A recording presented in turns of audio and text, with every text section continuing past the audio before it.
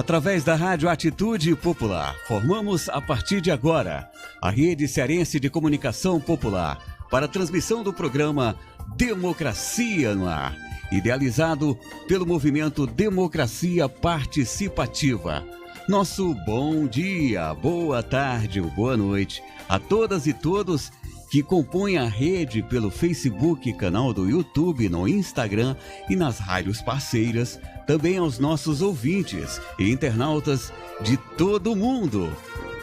Produção do programa Esdras Gomes e Clícia Fontinelli. Locução técnica comigo, Jonathan Neto. Direção geral da Rádio Atitude Popular é do Souza Júnior, com apoio da AFBNB, Sintaf, Mova-se, o Show Advogados Associados, Sindicato dos Bancários, Sintufse, Sindiconte, Sindojus, Adufse. Está no ar, Democracia no Ar, ao comando do jornalista Esdras Gomes. Bom dia! Bom dia a todos e todas que nos assistem pelas diversas plataformas do Facebook, Instagram e YouTube. Bom dia a todos que nos escutam nessa cadeia de rádio popular que nos retransmite. A gente retransmite a partir da Rádio Atitude Popular, mas é uma cadeia grande de rádios que nos retransmitem. A gente agradece a cada uma, né? A gente agradece os militantes que contribuem financeiramente com esse programa e os sindicatos parceiros que nos ajudam a estar no ar ao longo desses 5 anos. E a gente está recebendo hoje um deles, que é o Sindojus, para debater a questão da campanha deles. É um tema amplo hoje, né, que é a questão da reforma administrativa, né, que infelizmente passou na CCJ e está na comissão especial. É um tema muito delicado, ainda mais para os oficiais de justiça, porque a gente está lutando por concurso público e pode vir agora uma forma de destruir a atual forma de vínculo trabalhista que existe, né, gerando quase 5 vínculos. Assim, o Wagner depois pode ter passado opinião sobre isso, e a gente vai debater um pouco sobre essa campanha em defesa da reposição dos oficiais. Vários programas ao longo desses, acho que 1 ano, 2 anos que o Sindojus vem na rádio, vem abordando essa questão de forma consecutiva da questão da falta de oficiais de justiça. De uma maneira geral, faltam servidores para tudo, né? Que a gente acha que tem muito servidor, mas quando você tem uma população de 200 milhões de pessoas, só no estado do Ceará, né? 9 milhões de pessoas, 184 municípios, uma infinidade de distritos e uma população muito pobre, é muito pouco servidor, entendeu? Acho que o que existe são heróis que tentam estabelecer um nível de qualidade, apesar de que as administrações não ajudam. Mas eu estou falando demais, a gente vai fazer aquela abertura breve com o Wagner e com o Biapina e vamos partir para o giro de notícias e depois iniciar o debate. E aí, Wagner, como que você está na luta? Bom dia, Jonathan, bom dia, Ezra, bom dia, Biapina, bom dia, ouvintes, telespectadores. Nós estamos aqui à inteira disposição para esclarecer para a sociedade acerca da carência de oficiais de justiça no estado do Ceará, o nosso trabalho em plena pandemia e também dar nossa opinião sobre essa famigerada PEC 32, a reforma administrativa. Tranquilo. Então vamos aqui escutar um pouco o Wagner e Biapina. E você, Biapina, como é que você está na sua quarentena? Tomou a vacina? Eu sei que você tomou a vacina já, né? Tomei a vacina, mas tenho todo o cuidado, porque mesmo tendo tomado, eu posso ser transmissor para outra pessoa. O vírus vai pela roupa também, vai pelas mãos, por isso o cuidado é grande. Mas estou bem, quero aqui levantar minha solidariedade à Vera Level, que está difícil. Um abraço a todas e a todos e dizer que o Wagner seja muito bem-vindo e sempre dá uma conquista. Vamos lutar. Vamos lutar, Wagner. Claro que a gente tem que dar todas as orações para a Vera Level, uma grande companheira do movimento sindical, foi pega pela Covid, ainda não tombou, mas ela vai vencer essa queda de luta, né? E aí muitas orações, né, para quem acredita em Deus, assim, toda solidariedade, que eu acho que é uma companheira forte que merece o carinho que muitas pessoas estão demonstrando a ela.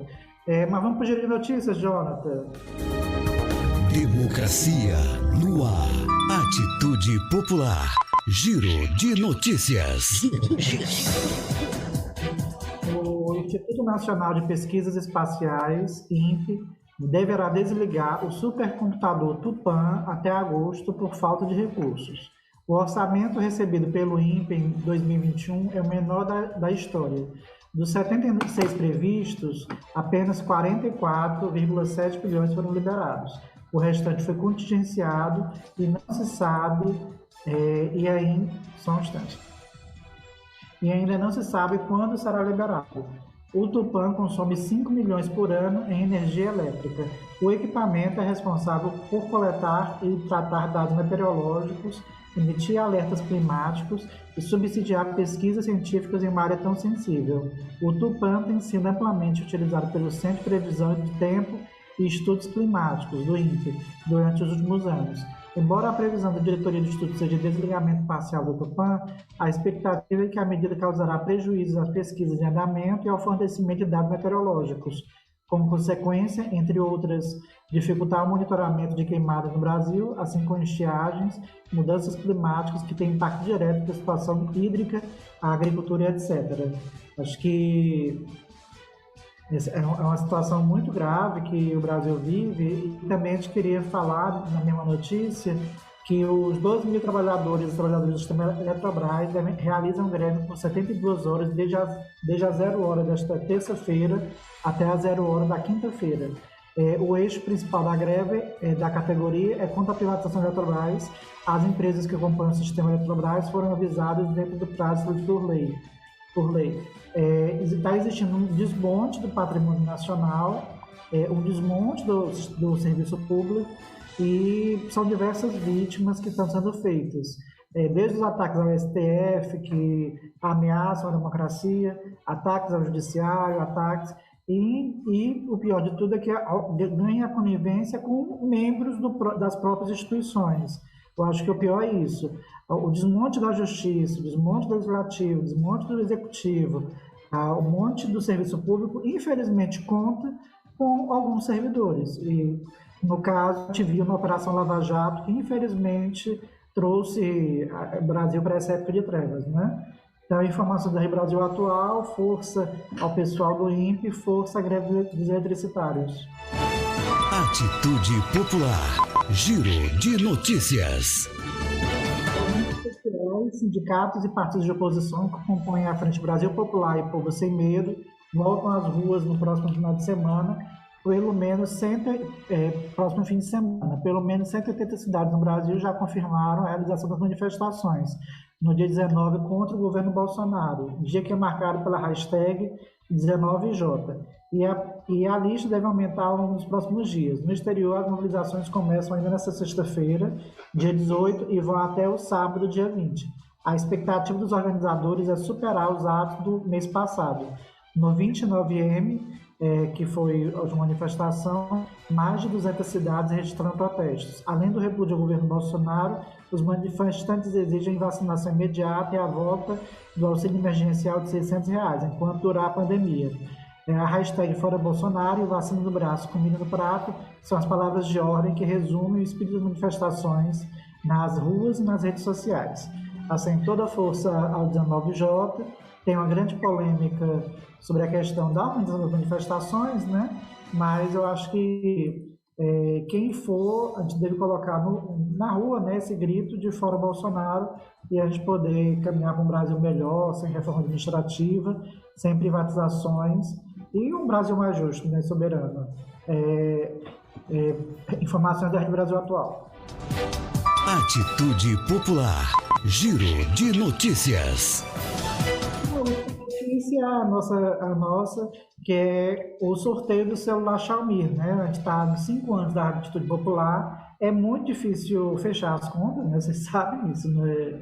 O Souza Júnior sempre está fazendo um malabarismo para poder fechar as contas todo mês, que a comunicação popular é difícil, né? A gente não tem os patrocínios da grande mídia, das empresas, das indústrias, porque nós temos a ajuda de alguns sindicatos, como o Sindojus, que entendem a comunicação popular, a sua importância, e contribuem para o programa. Então, a gente está recebendo hoje o Sindojus, amanhã o Sintuf, sobre o 19J, mas, para que você quer ajudar, mas a comunicação popular, compre um ponto da rifa, Pode ser mais de um ponto, o ponto é R$50. Se você, é só entrar em contato com 859-9662-2120, 85-99662-2120, falar com o Souza Júnior.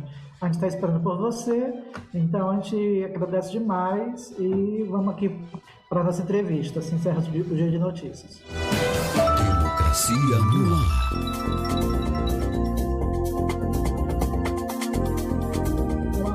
Hoje com o Wagner do Símbolo Jus, esse companheiro de lutas, ele vai falar um pouco sobre a questão da luta do sindicato para o concurso público e também da questão da reforma administrativa. Então, acho que para a gente poder iniciar o papo, né,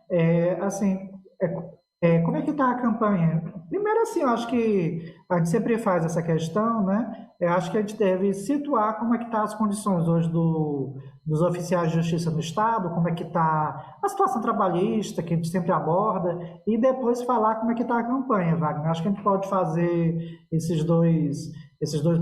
essa primeira pergunta, né? E antes disso você falar como é que foi, tem quantos oficiais na ativa, essa questão do cumprimento de diligências, quantos oficiais de justiça se aposentaram, esse balanço você pode fazer. Obrigado pelo espaço ao Sindojus e posso informar que nós temos em torno de 640 oficiais de justiça na ativa no estado do Ceará. É um número diminuto para as demandas hoje em face do crescimento do número de processos. Nós temos hoje, pela própria avaliação do Conselho Nacional de Justiça, uma melhora na produtividade do Tribunal de Justiça do Estado do Ceará. Em contrapartida a essa melhora, essa produtividade no crescendo, nós temos uma categoria que dá vazão às ordens judiciais diminuta. Ela diminuiu tanto que o que nós temos hoje de quantitativo de oficial de justiça é o mesmo quantitativo de 2006, para vocês perceberem o quanto diminuiu a categoria, até porque entre 2006 e 2021 houve 2 grandes concursos públicos. Ou seja, mesmo com a entrada de novos colegas, a diminuição foi tão grande que nós hoje temos, proporcionalmente falando, a mesma quantidade de oficiais de justiça de 15 anos atrás. E nós continuamos sendo, dos servidores do Poder Judiciário, aqueles que estão na rua, se arriscando como potenciais vetores, transmissores, receptores do vírus, porque a gente não parou. Há 1 ano e 3 meses de pandemia, os oficiais de justiça continuam na rua, cumprindo as ordens judiciais de urgência, cumprindo aquelas ordens judiciais para não perecer o direito, como se diz, para garantir que a justiça seja concretizada. Portanto, nós temos hoje um quadro deficitário de oficial de justiça. Nós temos hoje 4 comarcas sem oficial de justiça, tínhamos apenas 3, Jaguaretama, Iracema, São Benedito. Agora, a comarca de Acopiara, que, lamentavelmente, o nosso colega Geraldo Leite Pereira, oficial da comarca de Acopiara, veio a óbito na última sexta-feira, vítima da Covid.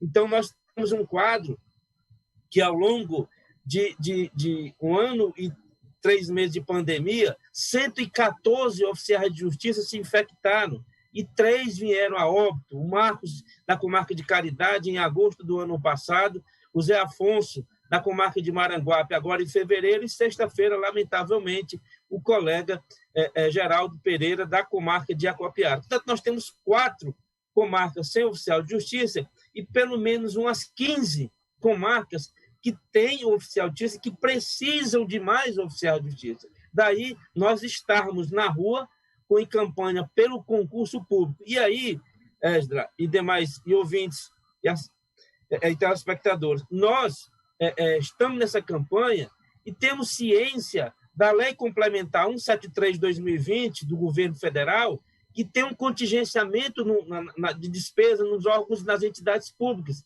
E a nossa bandeira de concurso público é para repor vagas, não é para criar cargos.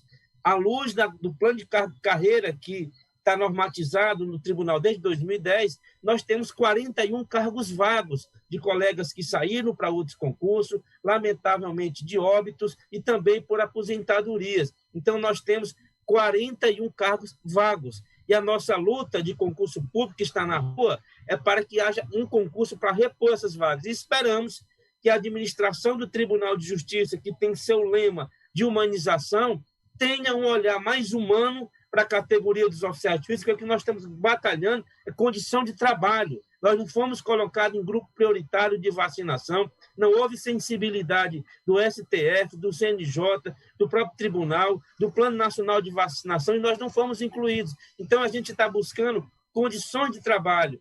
No momento que você venha prover essas vagas, repondo-as através de concurso público, você permitirá uma distribuição mais equânime de mandados, no sentido que não haja uma sobrecarga para nós, que, repito, somos os servidores que estamos na rua do Poder Judiciário para fazer garantir a justiça. Vamos emendar logo aqui na campanha, né? Porque a campanha sempre está pegando fogo. Os outdoors estão em Fortaleza. Assim, a minha filha sempre mora perto lá do Fórum Cláudio Bevilacqua. Aí eu já passei, já vi os outdoors, estão muito chamativos, né? Acho que esse mesmo comentário está vindo de diversas pessoas. Como é que você está achando, como é que está a campanha? Eu vi que ganhou um pouco a imprensa. E como é que o tribunal está recebendo, né? Algum juiz já comentou alguma coisa? Como é que está? Já tem aceno positivo do tribunal? Como é que está essa campanha aí? Nós estamos externando essa campanha aqui em Fortaleza e também nas grandes cidades do interior, como Sobral, como Juazeiro do Norte, próprio aqui na região metropolitana, Caucaia, Maracanaú, onde tem um grande contingente populacional, um grande número jurisdicionado.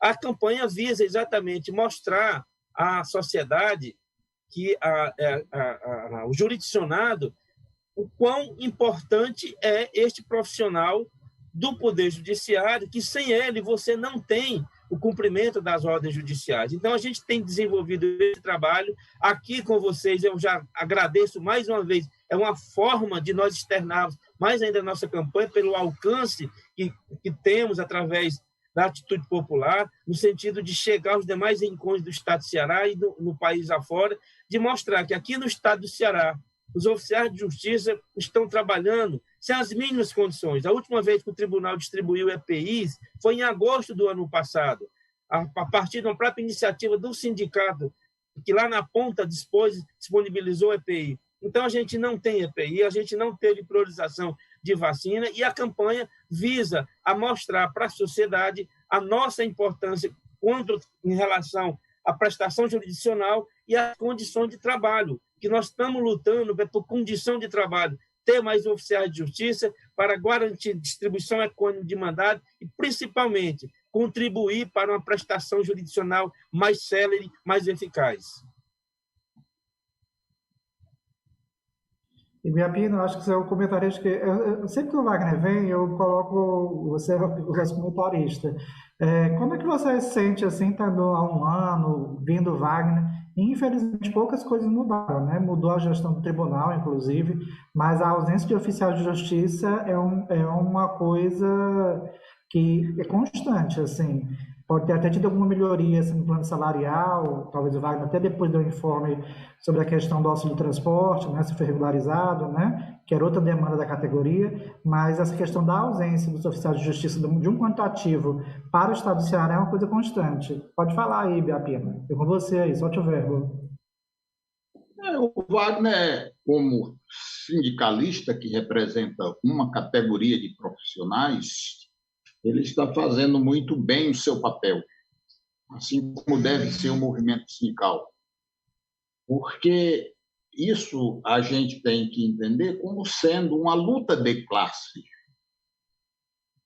De um lado, você tem uma classe dominante, com poder, com estrutura, e do outro, você tem uma classe dominada, só tem a força de trabalho, ou seja, a força muscular para trabalhar, e é agregado à sua inteligência, e as dificuldades são enormes para conseguir os objetivos pelos quais luta todo dia.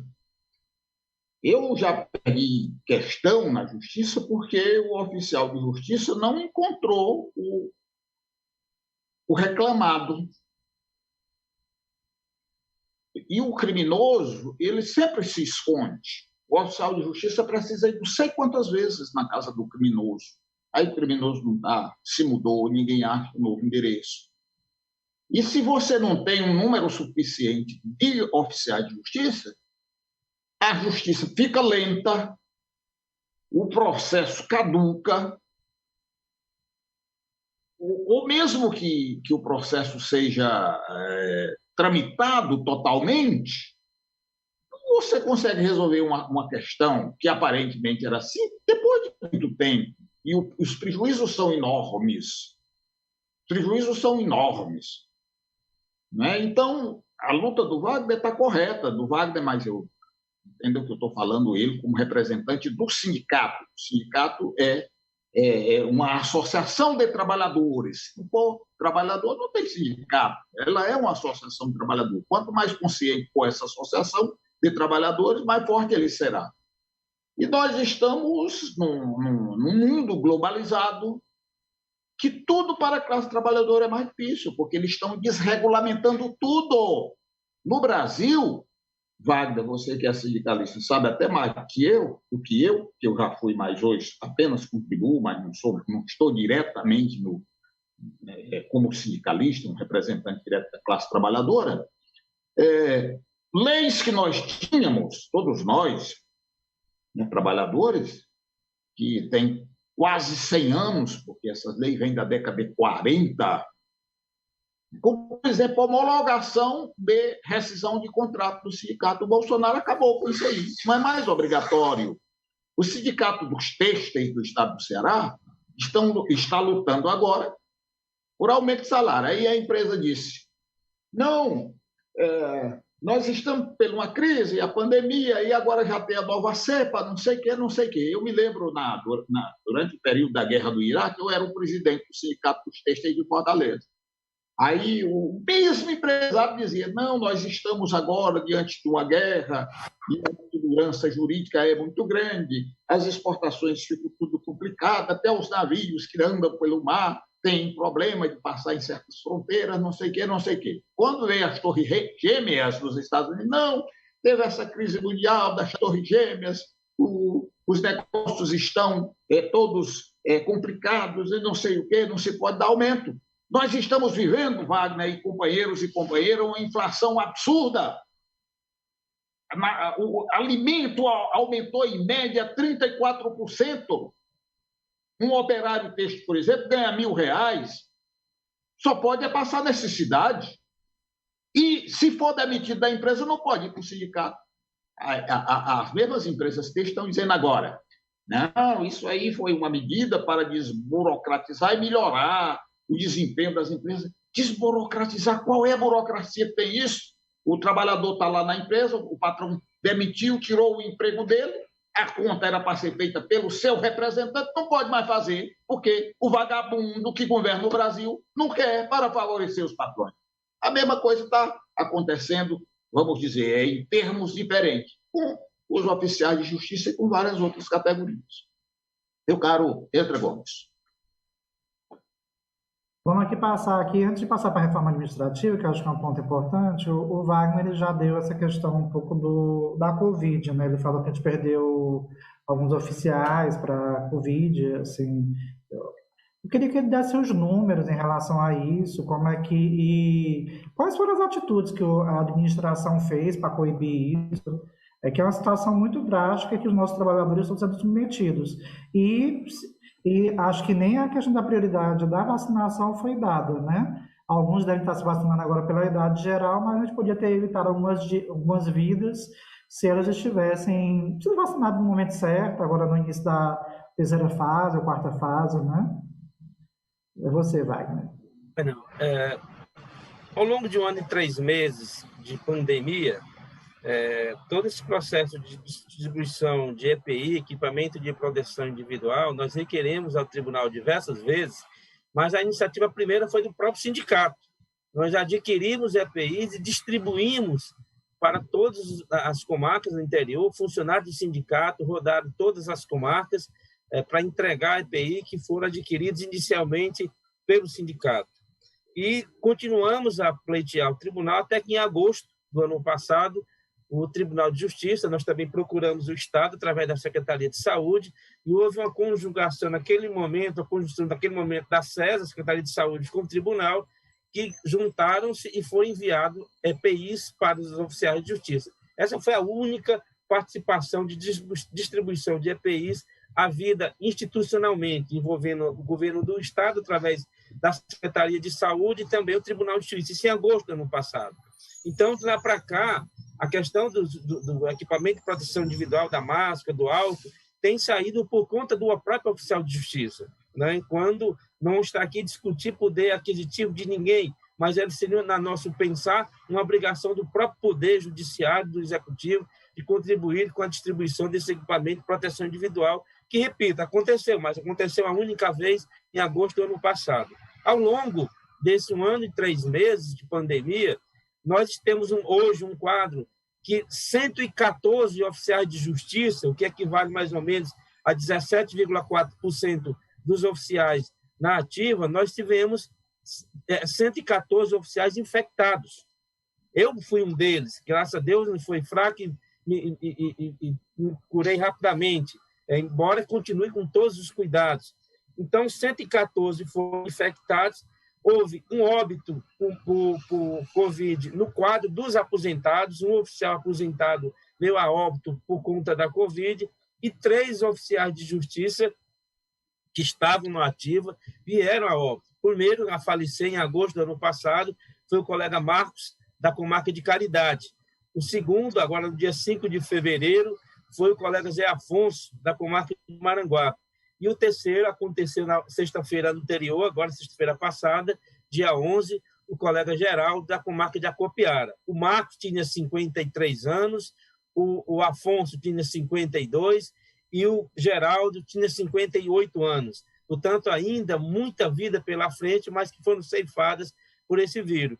Isso demonstra o quão, como todos temos que ter os cuidados devidos, manter toda a orientação científica de uso de máscara, de distanciamento, de utilização de álcool em gel, tudo isso tem que ser feito, mas, repito, nós somos os trabalhadores do judiciário que estamos na rua, e não houve, em nível nacional, em nível estadual e no próprio tribunal, um olhar mais humano no sentido de nos colocar no grupo prioritário, junto com as forças de segurança.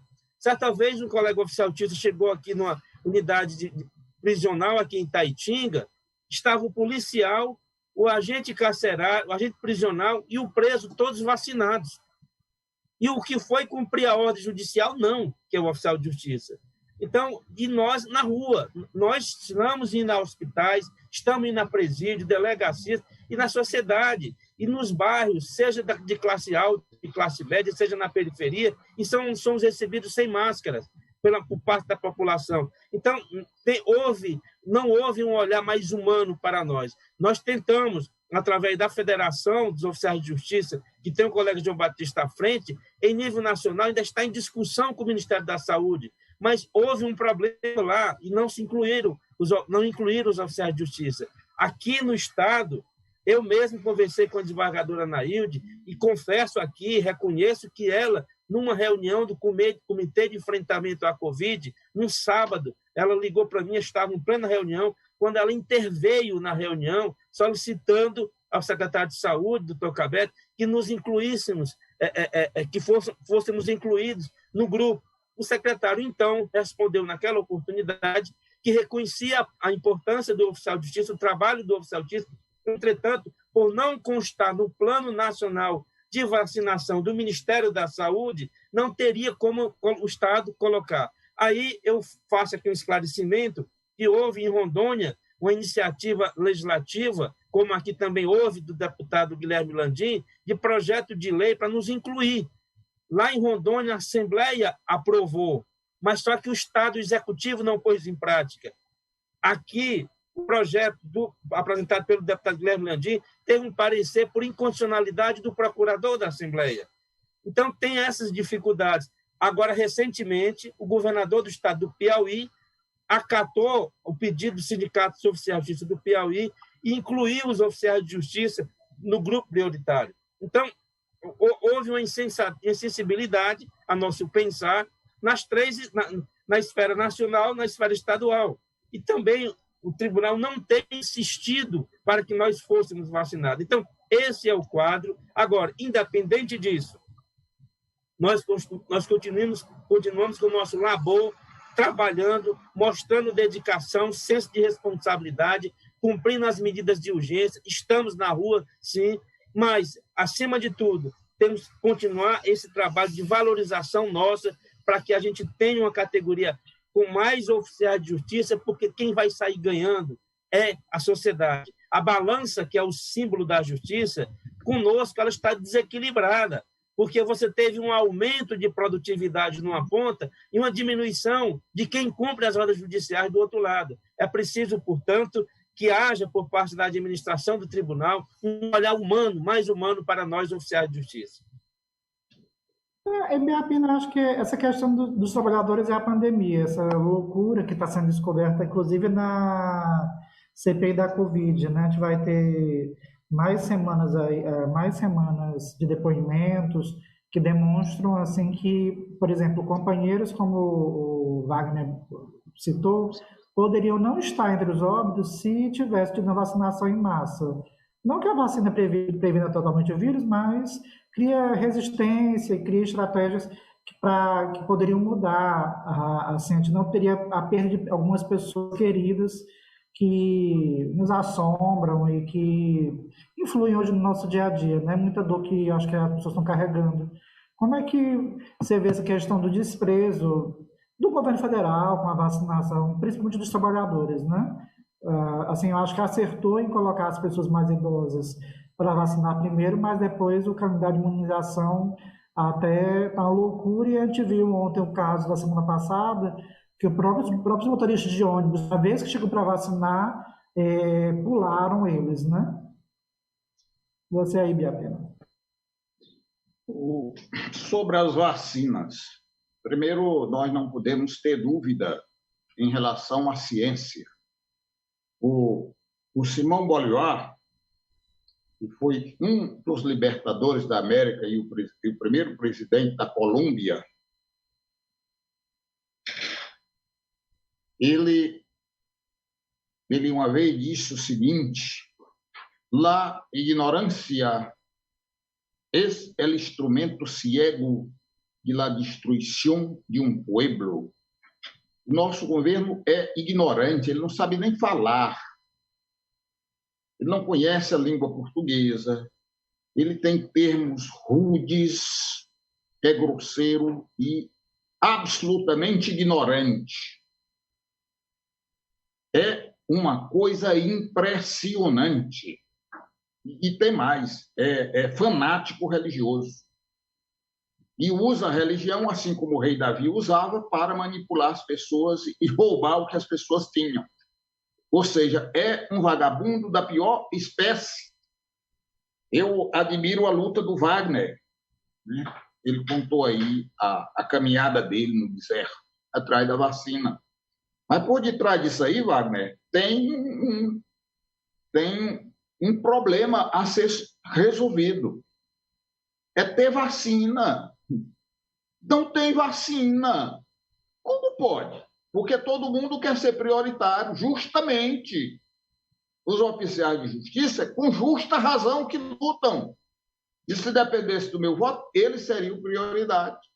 O comerciário precisa da vacina, é prioridade, porque está atendendo as pessoas, só pode atender de perto, olhando, calçando sapato, fazendo sapato, vendendo tecido.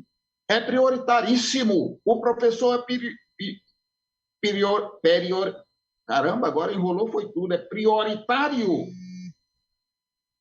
E assim por diante. E assim por diante. Agora, o Bolsonaro não comprou a vacina. Eu quero até o Esdré lembrou muitíssimo bem a CPI da Covid-19. É um instrumento de conscientização, de educação, e muito democrático, que está sendo feito por um poder, e está desmascarando os vagabundos que levaram o Brasil a essa tragédia. Vocês viram a tal de Nice e Yamaguchi? Yamaguchi, porque CH, a pronúncia é T. Não sabe o que é um protozoário e nem um vírus, mas era conselheira do Bolsonaro. Isso é um crime. E eles aconselharam o tempo todo cloroquina para combater uma doença viral. E, além do mais, a cloroquina é um medicamento perigosíssimo, porque tem efeito colateral. O Bolsonaro, sendo ignorante, receitou a cloroquina. E esses criminosos médicos que estavam lá, e o ministro Pazuello, receitaram cloroquina. Eles são criminosos, eles são responsáveis pelas mortes, pelas 480 mil mortes, quase 500 mil de mortes. O Pazuello também foi desmoralizado pelo senador doutor Otton da Bahia. Não sabia o que era um protozoário, não sabia qual era o grupo de coronavírus do Brasil, não sabia quando apareceu o coronavírus pela primeira vez. Um imbecil, um militar de merda, sanguessuga, comendo dinheiro do povo brasileiro, sem ser médico, sem ser cientista.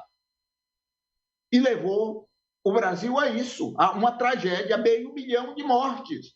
Então, minha gente, assistam pela televisão a CPI, porque vocês vão ver o grau de mentira, o grau de incompetência, o grau de irresponsabilidade. Então, hoje nós poderíamos estar livre disto, porque as vacinas curou a febre amarela, que durou 400 anos aqui na região sul-americana. No Brasil foi uma tragédia imensa. A raiva canina é a vacina, a febre aftosa é a vacina, o sarampo é a vacina, a gripe é a vacina. A paralisia infantil, hoje ninguém vê mais ninguém aleijado no meio da rua. Desculpem aí o termo aleijado. O doutor Albert Seid foi o responsável por isso aí, para dar felicidade às pessoas. Aí vem o negacionismo, os religiosos fanáticos, vagabundos, que não leem nada, só querem tomar dinheiro das pessoas, brigando para não ter o distanciamento social, porque senão as igrejas deles e o meio de vida deles se acabava. Essa é a questão, e alguém tem que ter coragem de dizer. E não quero aqui dizer que todo evangélico é vagabundo, não. A maioria é vagabunda, ladrão, gatuno, batedor de carteira. E sai desse meio os que são honestos, que têm realmente religiosidade. Sai desse meio. E eu quero dizer aqui, como cidadão, não estou falando por nenhum partido, por nenhum sindicato, que eu não represento nada disso. Não fui eleito para representar nada disso. Esta manifestação está errada. É irresponsável tanto quanto é o Bolsonaro. Nós podemos fazer de outra forma. Nós estamos às beiras da terceira onda, na beirada da terceira onda. Nós vacinamos apenas 11% do nosso povo. Os Estados Unidos vacinou 35%, já pode flexibilizar. Nós não. E nós não estamos no momento pré-revolucionário, ou faz a revolução, ou o mundo se acaba. Não. Nós temos tempo para fazer isso. Fazer agora é errado. Ibiapina não irá, porque eu sou coerente com a minha consciência e que vivo mesmo. Agora vamos passar aqui, Wagner, que é essa questão aqui, sobre a reforma administrativa, né, que eu acho que é um grande engodo.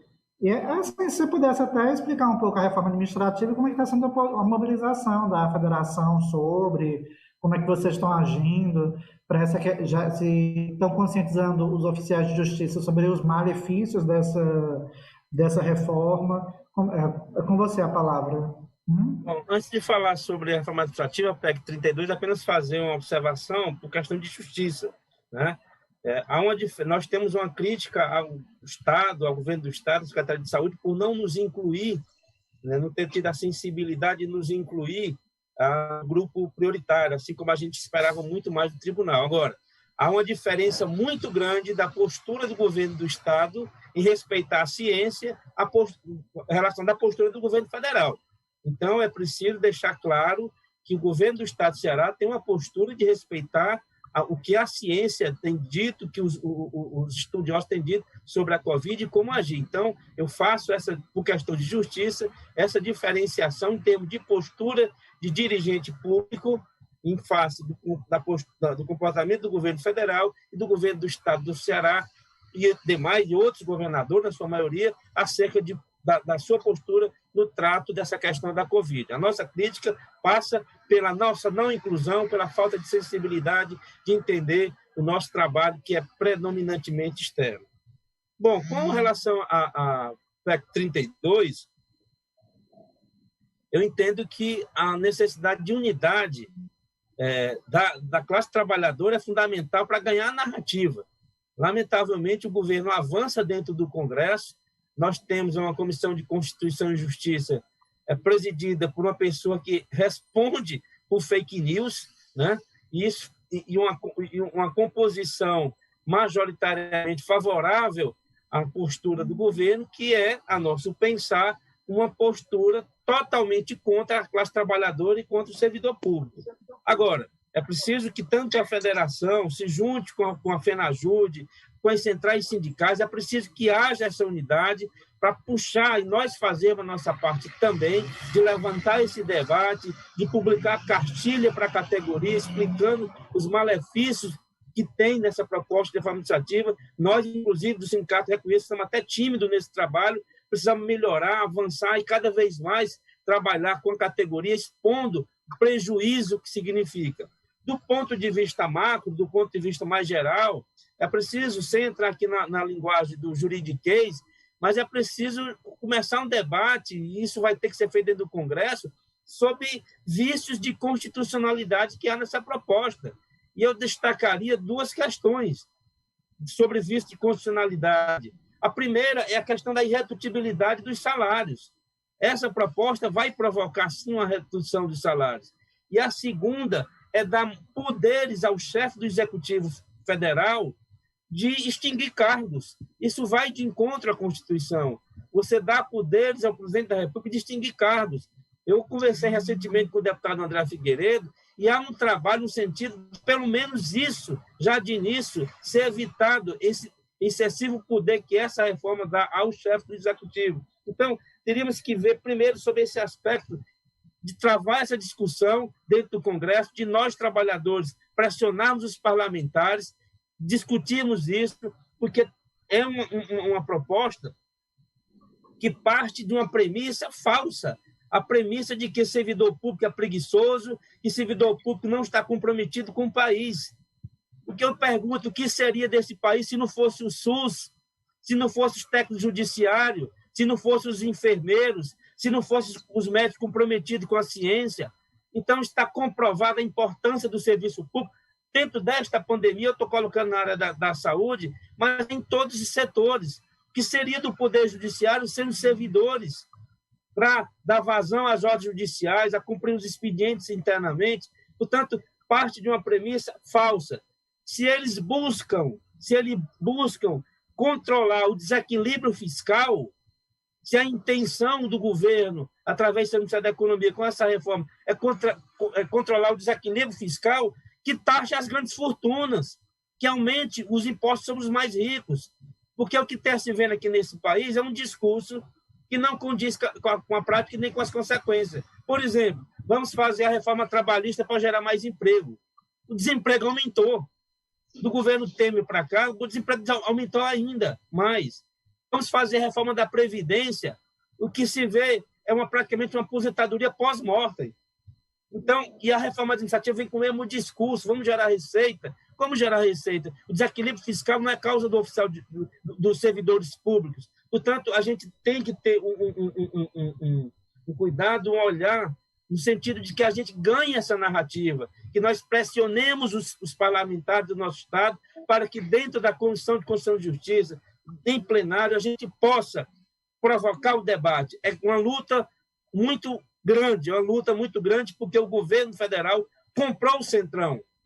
Tinha um discurso contra a corrupção, de mudar a história, mas o que se viu é que o governo federal gastou bilhões para conseguir apoio dos parlamentares do dito Centrão. Isso dificulta, mas isso não significa desistirmos da luta. É preciso, e eu faço aqui por nós negros do Sindojus, aumentar esse trabalho, divulgar, conversar com a categoria, mostrar para a sociedade, nós temos esse papel, esperar que a federação haja com mais vigor, que se junte com a Federação dos Servidores Internos, que as centrais sindicais desenvolvam todo um trabalho conjunto e que a gente vá, na medida do possível, para as ruas, mas, fundamentalmente, nesse primeiro momento, pressionar os parlamentares para que dê seu não lá no Congresso a essa proposta que, no fundo, visa acabar com o Estado no sentido do seu serviço público e quem vai sofrer é a sociedade, é o povo mais pobre.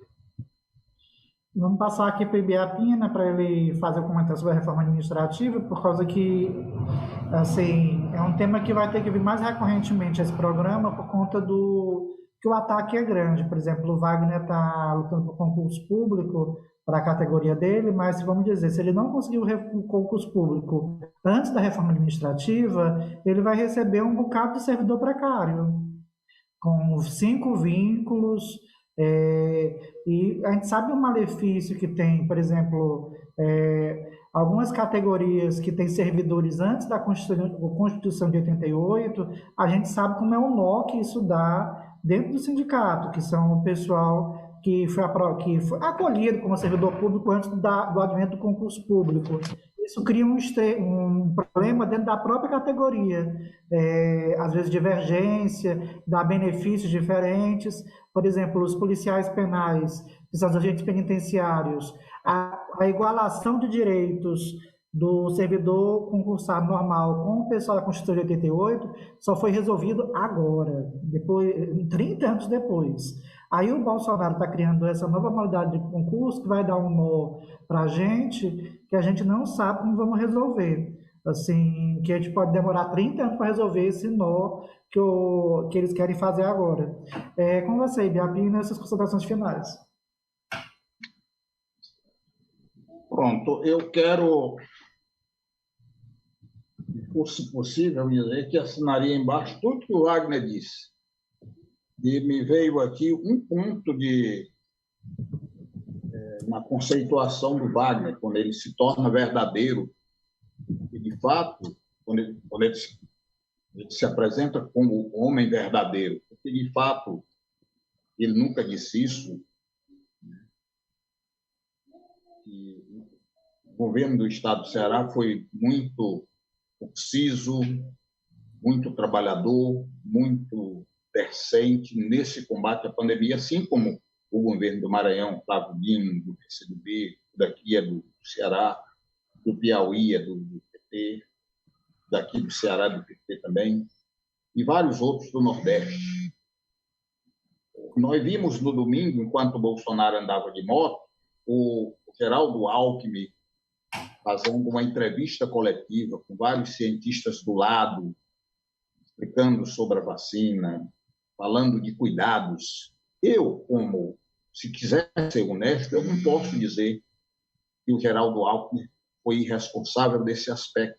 A contribuição dele foi enorme, enfrentando, inclusive, ameaça de morte. Então, quando um homem fala a verdade, ele se torna grande. O Wagner agora fez isso. O Ceará foi muito importante, o governo do Ceará foi muito importante.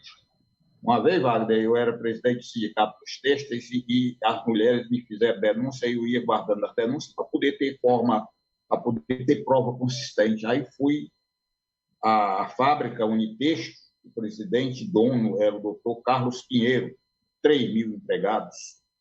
E eu fiz a denúncia de um dos seus chefes, que era estuprador, fazia o assédio sexual e obrigava as moças e mulheres casadas a sair com ele, ou então ele demitia.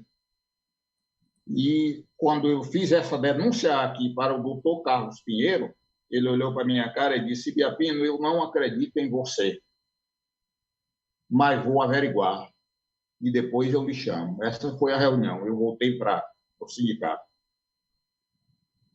Com 15 dias, a secretária do sindicato me informa: o doutor Carlos Pinheiro está pedindo uma reunião com você aí, a diretoria do sindicato. Nós fomos à empresa. Quando chegamos lá, ele disse: Biapino, tudo que você disse era verdade. E eu já demiti o cara que tinha 30 anos de chefia lá na minha empresa. Eu posso dizer que um homem desse não é decente? É decente. Eu disse isso com essas palavras na porta da fábrica para os operários ver. E nunca perdi o meu conceito, porque falar a verdade é uma coisa importante. Sobre a reforma, sobre isso aí, né, que é a reforma administrativa, o Wagner também disse certo, não tem nem muito o que comentar. É o que ele disse. Primeiro, essa categoria de servidor público, como todas as categorias de trabalhador, é de suma importância. O que é de nós se não fossem essas profissões que o Wagner citou aí, os médicos e o Gari e tantos outros? Eu acho que hoje o Gari é terceirizado, antes não era, não. Mas, quer dizer, são muito importantes. Agora, qual é o grande problema? E eu vou me aproximar dessa consideração final. É porque, na verdade, o capitalismo avançou de tal forma, infelizmente o sindicato tem estudado um pouco isso, e eles vão passar a boiada, ou seja, desregulamentar tudo. Eu vou terminar lendo aqui umas 4 linhazinhas deste livro aqui, que, como vocês estão vendo, é grandão. Não se preocupe, não vou ler todo, não. O que diz aqui um grande empresário?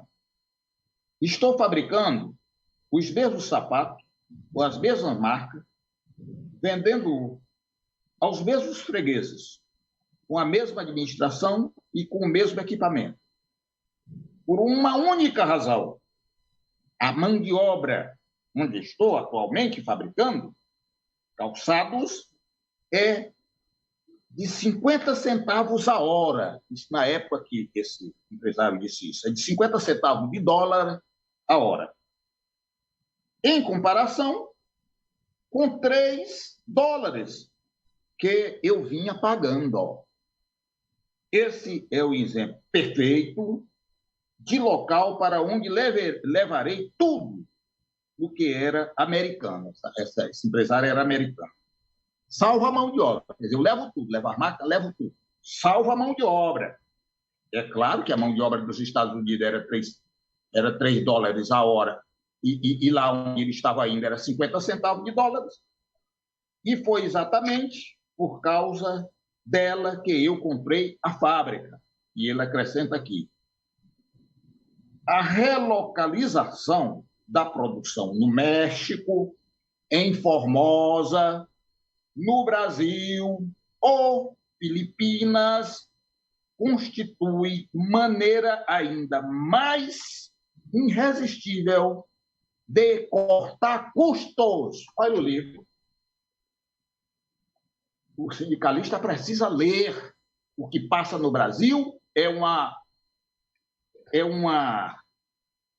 junção de forças do governo federal hoje, Bolsonaro, com os empresários para desregulamentar tudo e cortar custos. Cortaram no setor privado, arrasaram com os sindicatos. Sem homologação se pode fazer mais. E é o que estão querendo fazer agora com os servidores públicos e farão. Infelizmente, porque nós não temos ainda força suficiente, apesar de tanto tempo na luta. De modo que eu quero ficar aqui solidário com o companheiro Wagner e o Sindicato dos Servidores da Justiça. Um Sindicerp perdeu 4 dirigentes por coronavírus. O Luiz Carlos Macedo, o seu Aloysio, o seu Geraldo e o Rufino. Quero ficar solidário também com os companheiros do Sindicato Judiciário que perderam vários oficiais de justiça, e com os familiares do 500 mil de brasileiros e brasileiras que perderam a vida, porque um vagabundo, criminoso, genocida, não quis comprar vacina. Eram 60 milhões com 70 milhões, dá 130 milhões ainda o ano passado. Nós já teríamos vacinado mais de 30% do nosso povo. Um grande abraço a todas e a todos. Passar aqui para o Wagner, para as considerações finais, e vou chamar a categoria para a questão da mobilização pela luta do conflito. Obrigado, Esdra, obrigado, Jonathan, obrigado, Biapino. reafirmar a nossa luta por concurso público, que é para repor vagas, né? A gente não está indo ao disposto na lei complementar 173 de contingenciamento de gasto público. Então, nós vamos continuar a nossa luta, vamos publicizar ainda mais. E ontem, reunião de diretoria, nós decidimos solicitar uma audiência com a presidente do tribunal, a desembargadora Anaílde, para tratar desse assunto. Nós estaremos oficiando hoje. E, com relação à PEC 32, a reforma administrativa, eu diria o seguinte, em síntese: significa a privatização dos serviços públicos, o corte de garantias constitucionais, a retirada de direitos da população, prejuízos para servidores e para a sociedade, aumento da contratação sem concurso, desmonte da administração pública. Essa é a verdade por trás da reforma administrativa, que, em síntese, é a PEC do capital contra o chão da fábrica. Mas a gente vai estar junto com todos os trabalhadores, nós vamos resistir, porque esse país pertence a todos os brasileiros. E nós, em particular, continuaremos a nossa luta para prover o Poder Judiciário de mais oficiais de justiça para que possamos contribuir com a prestação jurisdicional mais célere, mais eficaz. Agradeço, em nome dos oficiais de justiça e do Sindojus, o espaço que nos é garantido aqui na Atitude Popular. Muito obrigado. Venha sempre que quiser. É sempre uma honra a gente receber tantos sindicalistas, amigos. A gente geralmente se encontrava pessoalmente, mas agora só pelas mídias sociais, pelo YouTube. Mas em breve, com as 2 doses, eu acho que talvez setembro no máximo, setembro, outubro, né, que a gente já esteja se encontrando e fazendo a luta. Apesar que a situação não é fácil, porque você tem um monte de bolsonarista que não quer tomar a vacina. Por exemplo, a doutora Mayra está sendo atacada nas redes sociais pelos apoiadores do presidente porque tomou a vacina, a médica que trabalha no Ministério da Saúde, né? Então, você perceba o nível da situação política que o Brasil chega, na medida que uma coisa tão básica do dia a dia, que era a questão da vacinação do nosso povo, das crianças, é questionada por fantasmas, sei lá, coisas assim que já se mostram ineficazes. A gente vai encerrando o programa por aqui. Agradeço a todos os ouvintes, agradeço a Sindojus, agradeço a Luana, jornalista do sindicato do Sindojus. A gente agradece a todo mundo que fez essa cadeia de comunicação. Vamos comprar o celular, o ponto da rifa do celular Xiaomi, né, para poder ajudar a nossa rádio a expandir, melhorar, né? Então, é só ligar para o 85-99662-2120, falar com o Souza Júnior, pedir instruções, ele passa. Então, a gente vai encerrando por aqui, a gente agradecemos também a Jonathan Neto, que é essa pessoa invisível, mas que todo dia gera esse programa lá, e a gente ficando aqui por aqui. Muito obrigado a todos, gratidão, até amanhã com uma Atitude no Ar, e a gente encerra hoje o programa com você. Eu estou com você, Jonathan Neto. Democracia no ar. Atitude Popular.